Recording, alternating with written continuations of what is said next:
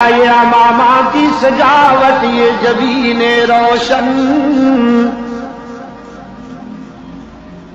یہ قبائے عربی اور یہ نیچا دامن، مردہ بھی دیکھے تو کر چاک غریبان کفن، اٹھ چلے قبر سے بے تاب زباں پر یہ سخن، مرحبا سید مکی مدنی العربی، دل و جاں باد فدایت عجب خوش لقبی۔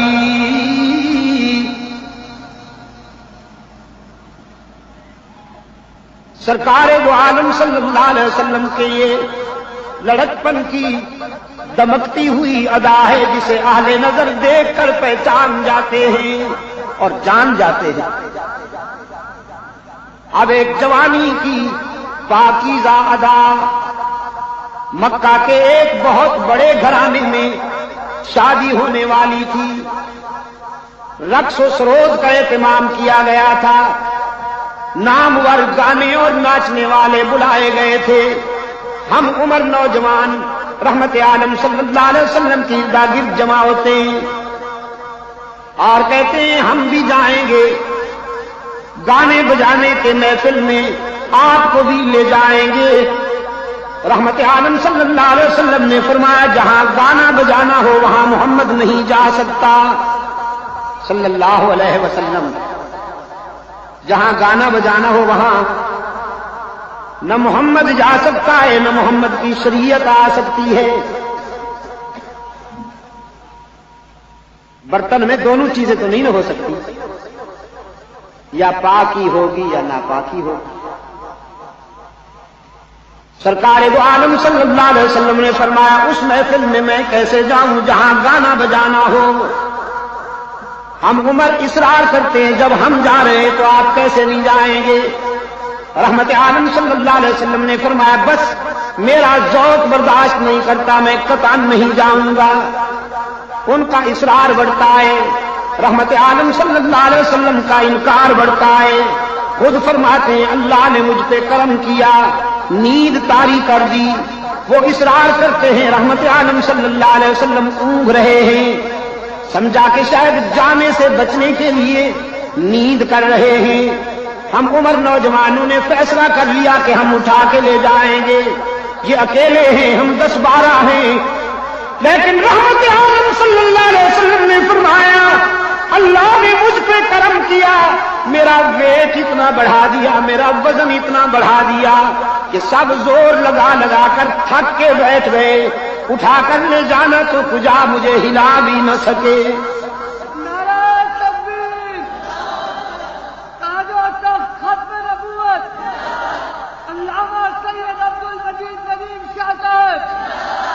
حضور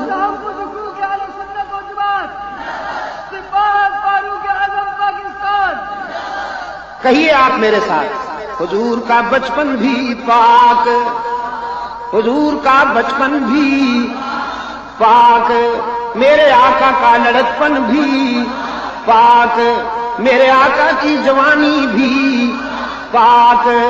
مکہ والوں نے کوئی احسان نہیں کیا، یہ کہہ کر جرب نام کا مرارا مارائنا فی کا اللہ صدقا، کوئی احسان نہیں کیا، جو دیکھا تھا وہی مان لیا۔ رحمت عالم صلی اللہ علیہ وسلم نے فرمایا تو پھر مجھے صادق مانتے ہو، امین مانتے ہو، جو کہوں اب بھی مانو گے؟ کہنے لگے ضرور مانیں گے، ٹٹولنے کے لیے، پرکھنے کے لیے۔ رحمت عالم صلی اللہ علیہ وسلم نے فرمایا اگر میں کہوں اس پہاڑ کے پیچھے کوئی دشمن حملہ کرنے والا ہے تو مان لو گے؟ اب لیڈروں نے ایک دوسرے کی طرف دیکھا، ہم پہ حملہ کون کرے گا؟ ہم تو بہت مضبوط ہیں، قبائل سے ہمارا اتحاد ہے، ہماری داخلہ اور خارجہ پالیسیاں بڑی مستحکم ہیں، ہم پہ حملہ کون کرے گا؟ رحمت عالم صلی اللہ علیہ وسلم کی نگاہیں پوچھ رہی تھی میں کہوں تو؟ مکہ والوں نے ایک ہی آواز سے کہا بظاہر تو بہت مشکل ہے آج ہم پہ کوئی حملہ آور ہو سکے، لیکن اگر آپ کہیں تو ماننا پڑے گا، اس لیے کہ یہ زبان ہی ایسی ہے کہ اس سے کبھی جھوٹ نکلا ہی نہیں صلی اللہ علیہ وسلم۔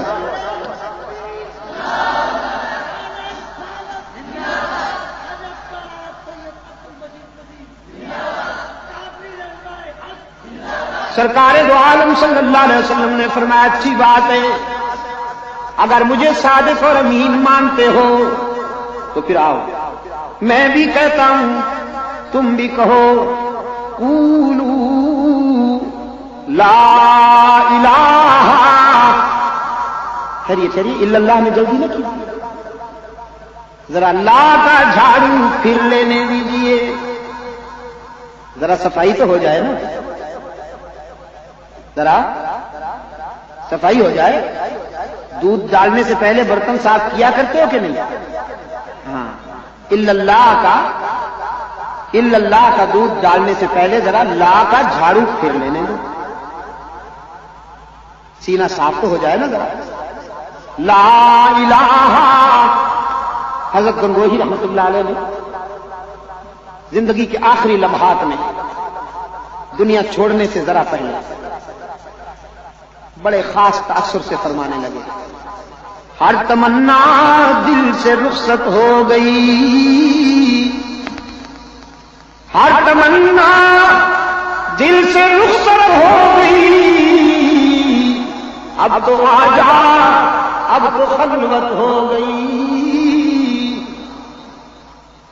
قولوا لا الہ، میں بھی کہتا ہوں تم بھی کہو، کوئی نہیں معبود، کوئی نہیں مسجود۔ اب شروع ہو رہی ہے وہ شاہراہ جہاں پر راستے جدا ہوتے ہیں، ایک ہی کا راستہ، دوسرا بھی کا راستہ۔ ہوس کہتی ہے بھی کو اپناؤ،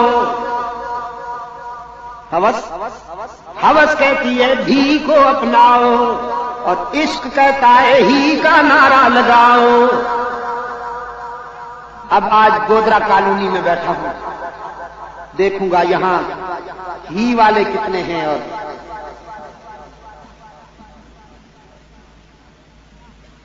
قولوا لا الہ، میں بھی کہتا ہوں تم بھی کہو، اللہ کا معبود، اللہ کا معبود صفا کی بلندیوں پہ کھڑا ہوا، قافلہ انسانیت کو امن و سلامتی کا راستہ دکھاتا ہے، اتحاد کا راستہ۔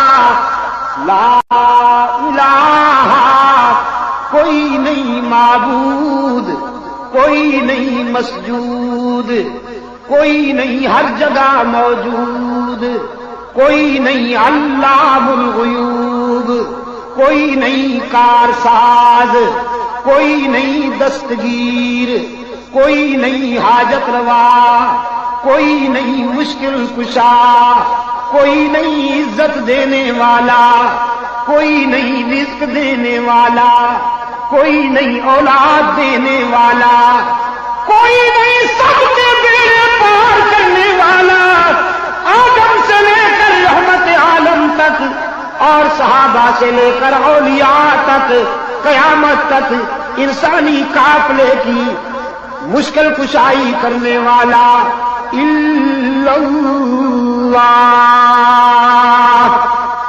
مگر بھول جاتے ہو نا، مگر اللہ ہی میرے عزیز، اللہ قرآن آپ کو نماز کی ہر رکعت میں یاد دلاتا ہے، لیکن اجمی ٹھہرے نا، پڑھتے تو ہیں سمجھتے کم ہیں۔ ایاک نعبد و ایاک نستعین، ہم تیری ہی عبادت کرتے ہیں، ہم تیری بھی نا، ہم تیری ہی عبادت کرتے ہیں اور کرتے رہیں گے۔ یہ گرامر کی بات ہے، मुजारे में हाल भी होता है, इस्तकबाल भी होता है, प्रेजेंट भी, फ्यूचर भी। इय्याका नअबुदु, हम तेरी ही इबादत करते हैं। इधर उधर दाएं बाएं देख कर कोई भी का बीमार नाराज तो नहीं हो रहा। हम तेरी ही इबादत करते हैं। और हाँ, इसलिए कुरान तो कलाम फितरत है ना, वादा ही ऐसा लिया कि जिंदगी के हर मरहले पे ये वादा मलहूज रखा गया। ये तो नहीं ना कि मस्जिद में तेरी इबादत और मस्जिद से निकलकर जहां झंडी नजर आई वहीं सर झुका दिया। अल्ताफ हुसैन हाली ने बड़े दर्द से कहा, कहीं नखले मरकद की छांव में सजदा, कहीं मरने वाले के पांव में सजदा, इशारों में सजदा, अदाओं में सजदा, इधर और उधर खानकाहों में सजदा। सजदा इरशाद होता है ये ताजीम है। गोदरा कॉलोनी वालों, मैंने कहा नहीं, ये ताजीम नहीं, तकसीम है। अल्लाह के हक में तकसीम है। सजदा किसका हक है? अल्लाह ही का। तुम जब बंदू का सजदा करोगे तो ये ताजीम नहीं होगी, तकसीम होगी। अगर बंदू की ताजीम करनी है, अगर आपका उस्ताद है तो ताजीम कीजिए, उसका सबक याद कीजिए। अगर वालिदैन हैं, ताजीम कीजिए, उनका हुक्म मानिए, उनका दिल न दुखाइए। सहाबा से मोहब्बत और ताजीम करनी है तो उनके नक्शे कदम पर चलिए, अहले बैत के नक्शे कदम पर चलिए। हुजूर की ताजीम करनी है तो इताअत कीजिए, औलियाए किराम की ताजीम करनी है तो उनकी तालीमात पर अमल कीजिए। सजदा किसका हक है? अकबर इलाहाबादी बड़ी पते की बात कही, फरमाया हो जिसने इबादत का धोखा मखलूक की वो ताजीम न कर, हो जिसने इबादत का धोखा मखलूक की वो ताजीम न कर, जो खास खुदा का हिस्सा है बंदू में उसे तकसीम न कर। तो सजदा किसका हक है? नमाज पढ़ा करते हैं आप? अल्हम्दुलिल्लाह। नमाज जनाजा भी पढ़ी है कभी आपने? यहां भी लोग मरते हैं, इलाज नहीं करते, सेहतमंद रहने की कोशिश नहीं करते। नमाज जनाजा पढ़ते हैं ना,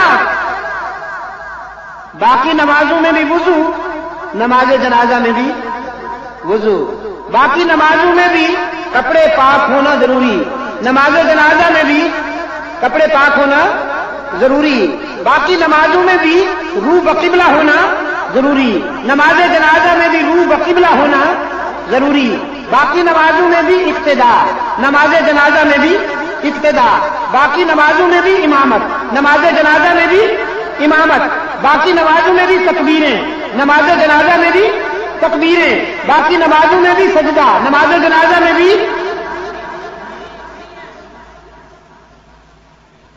नमाज जनाजा में सजदा नहीं होता? माशाअल्लाह, आप तो मुझसे भी ज्यादा पढ़े लिखे हैं दोस्तों, आपको तो मुझसे भी ज्यादा मालूम है दीन की बातें, अल्हम्दुलिल्लाह। बाकी नमाजों में अगर सजदा रह जाए तो नमाज नहीं होती, नमाज जनाजा में अगर सजदा हो जाए तो नमाज नहीं होती। गौर किया कभी आपने? है वो भी अल्लाह की इबादत है, ये भी अल्लाह की इबादत, वहां सजदा छूट जाए तो नमाज कबूल नहीं, यहां सजदा हो जाए तो इबादत कबूल नहीं। और किया कभी आपने? फलसफा यह है दोस्तों, जब आप दूसरी नमाजें पढ़ते हैं तो आपके सामने अल्लाह के सिवा कोई नहीं होता। हुक्म है नमाजी के आगे न गुजरो कि उसका लिंक डिस्टर्ब होगा, उसके राबते में खलल होगा, उसके आगे गुजरना भी नहीं चाहिए। आप फराइज पढ़ रहे हूं, वाजिबात पढ़ रहे हूं, सुन्नतें पढ़ रहे हूं या मुस्तहब्बात और नवाफिल पढ़ रहे हूं, जब आप बाकी नमाजें पढ़ते हैं तो आपके सामने अल्लाह के सिवा किसी का तसव्वुर नहीं होता। लेकिन जब आप नमाज जनाजा के लिए खड़े होते हैं तो बेटे के आगे बाप की मैयत, रियाया के आगे हाकिम की मैयत, मुरीद के आगे शेख की मैयत, छोटे के आगे बड़े की मैयत, औलाद के आगे वालिदैन की मैयत, शागिर्द के आगे उस्ताद की मैयत।